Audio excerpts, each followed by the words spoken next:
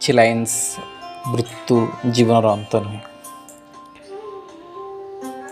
କିଛି ବେଶ ଦୂର ନୁହେଁ ଏ ଲକ୍ଷ୍ୟ। ଏ ଲକ୍ଷ୍ୟ କ'ଣ? ଜୀବନର ଲକ୍ଷ୍ୟ ମୃତ୍ୟୁ, ଦିନର ଲକ୍ଷ୍ୟ ରାତି, ଥଣ୍ଡାର ଲକ୍ଷ୍ୟ ତାତି। ଏମିତି ଅନ୍ୟ ଲକ୍ଷ୍ୟ ଅଛି ଯାହାକୁ ନିଜର ଗନ୍ତବ୍ୟସ୍ଥଳ ଜଣା। କିନ୍ତୁ ଜୀବନକୁ ଯଦି ଲକ୍ଷ୍ୟ ନେଇକି ବଞ୍ଚିବ, ତେବେ ଜୀବନର ମୂଲ୍ୟ ସେହି ଲକ୍ଷ୍ୟ ଆଉ ତାକୁ ପାଇବାରେ କଟିଯିବ। ଆଉ ଯଦି ଲକ୍ଷ୍ୟ ନ ନେଇକି ବଞ୍ଚିବ, ତେବେ ସେ ଜୀବନର ବାସ୍ତବତା ହେବା କ'ଣ?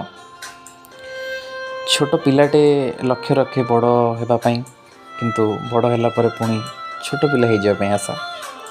ତେବେ କ'ଣ ଏମିତି ବୁଝି ହେବ ଯେ ଲକ୍ଷ୍ୟ ଆଉ ଆଶା ଦୁଇଟା ଯାକ ପରିପୂରକ? ଆଉ ଯଦି ପରିପୂରକ ନୁହେଁ, ତେବେ ସମୟାନୁକ୍ରମେ ମଣିଷର ଆଶା ଆଉ ଲକ୍ଷ୍ୟ ବଦଳି ଯାଉଛି ପୁଣି କାହିଁକି?